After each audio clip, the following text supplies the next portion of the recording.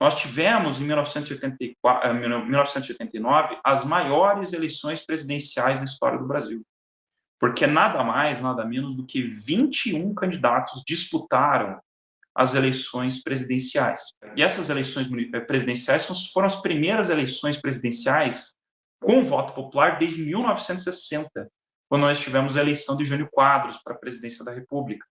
E desses 21 candidatos, nós podemos dividi-los em 3 grandes agrupamentos.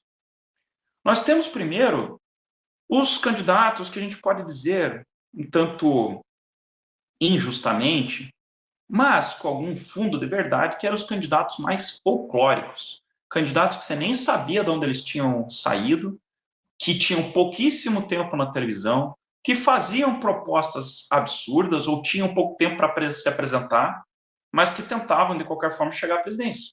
Alguns nomes, por exemplo, nós tínhamos o Paulo Gontijo, que inclusive na campanha ele pegava os nomes dos ministros da Economia, Mário Henrique Simonsen, Delfim Neto, Dilson Funaro, Maílson da Nobre, Bresser, e puxava descarga. Então, eram coisas literalmente folclóricas. Tanto é que grande parte deles, para não dizer quase todos, eles não tiveram futuro na política, com exceção de 2 pessoas, inclusive, que era, de um lado, Fernando Gabeira, nome do Partido Verde, muito famoso até hoje jornalista, e o mais famoso deles, claro, até hoje reverbera, principalmente nas redes sociais, que é o famoso doutor Enéas Carneiro do PRONA, Partido da Reedificação da Ordem Nacional, com a sua campanha clássica, terminando sempre o seu bordão, meu nome é Enéas, e tudo mais, com aquela voz bastante forte. E com aqueles segundos contadinhos para chegar a mensagem, e ele principalmente atacando a política de uma forma geral. Candidato antipolítico, que daí teve uma carreira maior, conseguiu ser candidato outras vezes, chegou até uma eleição que ele teve, se não me engano, 7 ou 8% dos votos, que foi em 1994, mas que, de qualquer forma, ele então foi um dos poucos dessa leva de candidatos folclóricos, esses candidatos menores, os nanicos, que tiveram maior sucesso. A seguir, nós temos uma longa lista de políticos que eu gosto de chamar de carimbados, aqueles que eram figura carimbada na política, e eram conhecidos, que não eram, que tinham seu nome já na política há muito tempo, e que todos eles entraram na disputa. Nós estamos falando, por exemplo, do Mário Covas, que foi governador do estado de São Paulo, senador, um dos fundadores do PSDB, que concorria naturalmente pelo PSDB. Nós tínhamos Afonso Camargo aqui no Paraná, as pessoas vão lembrar, Afonso Camargo, ele que fez a campanha inteira falando que ele colocava aquilo que era a sua maior conquista, que era o Vale Alimentação, o Vale Ônibus e tudo mais. Nós tínhamos também o doutor Ulisses Guimarães. Todas essas figuras, elas tinham presença na política. Foram constituintes, foram governadores, foram senadores, foram candidatos à presidência da República, foram vice-presidente da República, mas que nunca conseguiam algo muito grande nas pesquisas e também não conseguiam nos votos. Era algo em torno entre 4% e 10% dos votos. Inclusive, se não me engano, o maior deles foi o Mário Covas, que chegou a 12% e tudo mais. E, finalmente, nós tínhamos os 3 que realmente despontavam nas eleições. De um lado, nós temos o velho e famoso político, governador do Rio Grande do Sul, governador do Rio de Janeiro, um dos líderes, um dos herdeiros de Getúlio Vargas, fundador do PDT, o Partido Democrático Trabalhista, que era o Leonel Brizola, que chamava atenção pelo seu jeito de falar, pela sua efusividade, pelo seu forte sotaque gaúcho, esticando L, falando com uma voz clássica também, e que representava o velho varguismo, uma velha política populista lá dos anos 40, dos anos 50, e que despontava.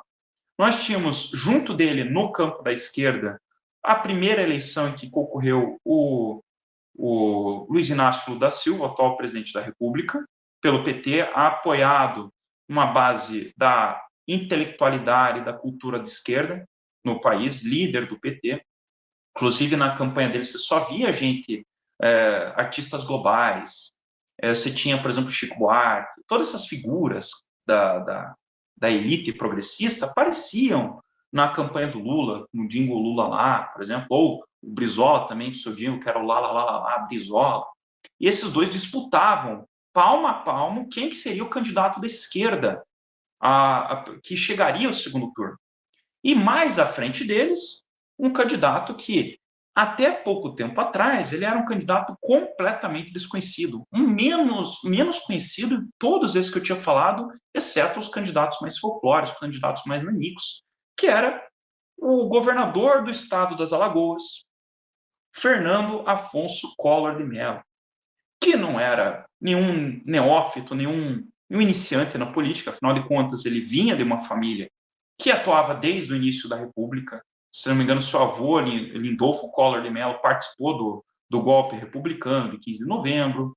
Nós tínhamos, por exemplo, seu pai foi senador, o Arnon de Mello, e o Fernando Collor teve uma sessão meteórica. De prefeito de Maceió, tornou-se governador das Alagoas pelo PMDB naquelas eleições de 1986 e que rapidamente começou a conquistar espaço nas pesquisas, por algumas razões. Primeiro, a sua fortíssima máquina de mídia. Ele era um candidato que era muito visado, não apenas porque era um candidato novo, ele tinha na época 40 anos de idade, não apenas porque ele aparecia, não apenas pela sua jovialidade, mas também porque aparecia fazendo as coisas, por exemplo, pilotando carros rápidos, jet ski, correndo, fazendo atividades, por exemplo, jogando basquete, jogando futebol, jogando vôlei, toda aquela coisa do novo, e que tinha essa máquina de mídia muito forte, também tinha um discurso muito afeito à realidade da época. Afinal de contas, ele era o caçador dos marajás. Por exemplo, ele era um candidato que tinha toda a base política dele, do pai dele, do avô dele, que eram da política, mas ele era um candidato que bradava contra os políticos, contra os maus funcionários públicos, daí que vinham os famosos marajás.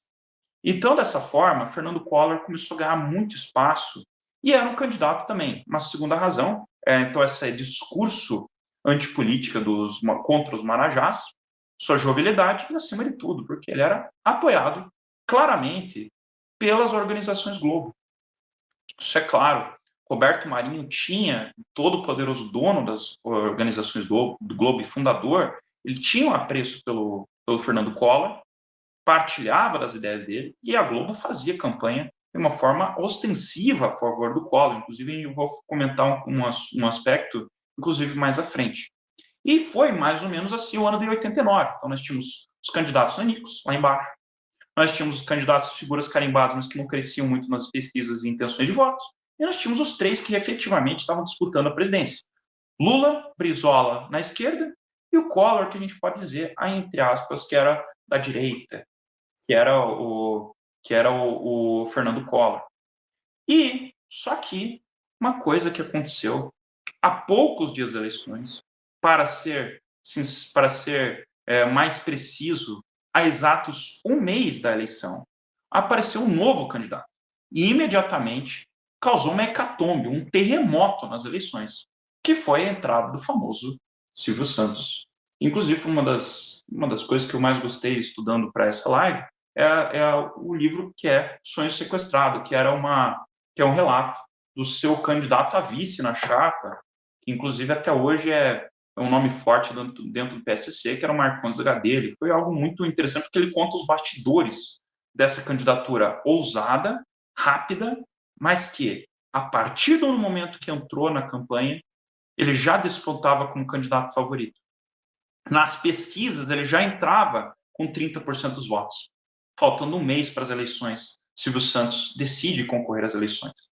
Não consegue o PFL, inclusive, o Marcondes Gadelha coloca essa questão, uma intriga dentro do PFL, que impediu o PFL de ser a base da candidatura Silvio Santos. Então, o Silvio Santos vai e substitui uma candidatura nanica, que era do Armando Correia, do Partido Municipalista Brasileiro, que teve, inclusive, 4 mil votos nas eleições, claro, todos anulados, mas vou falar agora, né? Mas que, imediatamente, o Santos ele entra nessa candidatura nica, mas já começa com 30% dos votos.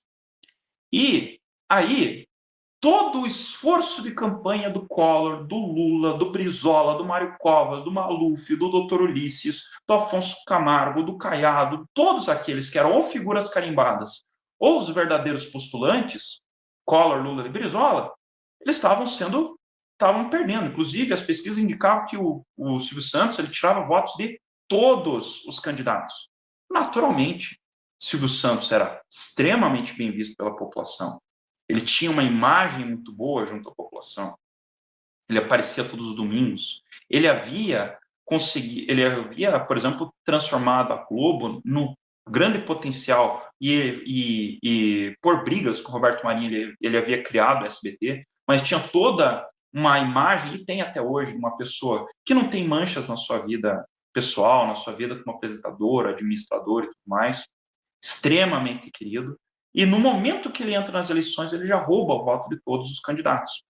E, naturalmente, quando ele faz isso, todos aqueles que tinham interesse em ganhar a eleição vão começar a se encontrar contra eles. Então, assim, se eles não conseguissem evitar a candidatura Silvio Santos, que eles não conseguiram, tentariam barrar a candidatura Silvio Santos na justiça. Agora, poderia-se dizer, mas Silvio Santos ele entrou na corrida muito tarde, ele entrou em outubro de 1989, faltando um mês para o primeiro turno, então ele tinha passado o tempo, mas naquela época a lei permitia você substituir candidatura, você entrar, era uma lei muito mais flexível do que a lei que a gente tem hoje em dia. Nós tínhamos também, mas ele era dono da televisão, ele não poderia concorrer, só que o Silvio Santos ele tinha papelada comprovando que ele já havia se desincompatibilizado de cargo de diretoria e de cargo de administrador do SBT. Então ele não tinha problema isso aí. Porém, conseguiram por um outro aspecto. Eles atacaram não a candidatura Silvio Santos, mas o partido que o candidato Silvio Santos estava concorrendo, que era o Partido Municipalista Brasileiro. Uma razão muito simples. A gente tinha inúmeros partidos surgindo naquele contexto de redemocratização. E o EPMB foi um deles.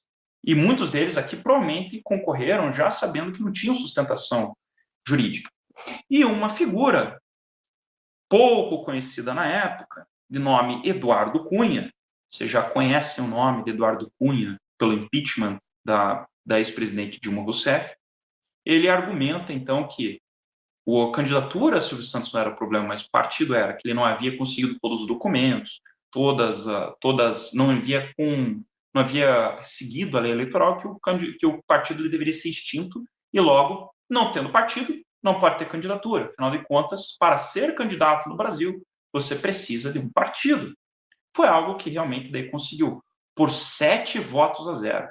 Inclusive, eu recomendo a leitura desse livro, que coloca justamente assim toda a parte dos bastidores dessa decisão, de toda a máquina, de todos os grandes advogados entrando na campanha contrário ao Silvio Santos, favorável aos demais candidatos, entraram e conseguiram por 7 a 0 no TSE, pelo argumento do Eduardo Cunha, barraram a candidatura do Silvio Santos, extinguindo o partido de ofício, o Partido Municipalista Brasileiro, e com isso volta o status quo ante, o estado antes da chegada do Silvio Santos.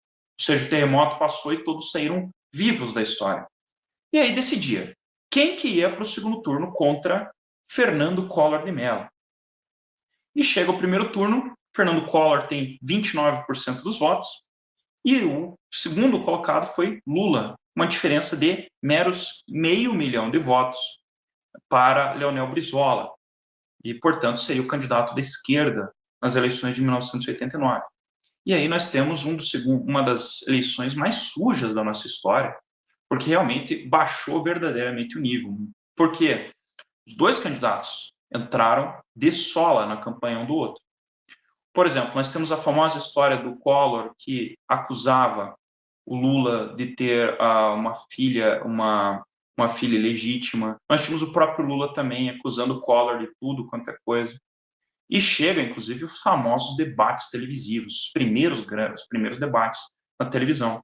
Na quinta-feira, antes do pleito do segundo turno, nós tivemos o famoso debate na Globo, no qual, que era, na verdade, um pool, mas que a Globo, naturalmente, era a emissora, e que ficavam de um lado o Lula e do outro lado o Collor. E aí nós temos um episódio que ficou bastante famoso, que é o caso da edição dos debates. Por que que a Globo, por exemplo, não faz mais edições dos seus debates? Não importa o lugar e não importa a situação. Nunca vão colocar os melhores momentos. Por quê? Interessados como estavam na candidatura Fernando Collor, no Jornal Nacional de sexta-feira eles fizeram uma edição. Inclusive, eles colocam isso. Se você procurar, você consegue achar a matéria com a edição do Jornal Nacional, que tinha dedo do Roberto Marinho, você vai perceber claramente que houve uma edição claramente favorável a Fernando Collor. Isso vindo de uma pessoa que não, nunca, jamais, em hipótese nenhuma, vai votar no Lula. Mas é claro que teve um favorecimento total de Fernando Collor no debate. Não é à toa que muitas pessoas pensam que o Lula venceu o debate, mas por causa da edição fizeram parecer que Fernando Collor havia vencido o debate. E é um caso apenas particular aqui. Eles pegaram o tema corrupção. Pegaram o Fernando Collor acusando o Lula de ter problemas com seu vice, que era o Bisol, e o Brizola acusando o Bisol, e que agora estava no palanque, e mostraram uma resposta bem mequetrefe do Lula, e não tinha nada, sendo que o Lula havia acusado também o Fernando Collor no debate. Ou seja, fizeram toda uma edição para favorecer o Collor conseguir a eleição do Collor, que é o que de fato consegue, uma pequena margem de 6 pontos. Fernando Collor teve 53% dos votos, Lula teve 46,9% dos votos. Portanto, nós temos então a eleição de Fernando Collor, nosso primeiro presidente eleito democraticamente após o regime militar. E o primeiro presidente, e isso é interessante, é uma das frases do Marcondes Gadelha, não só o presidente após o regime militar, mas é o primeiro presidente pós-Constituição de 1988.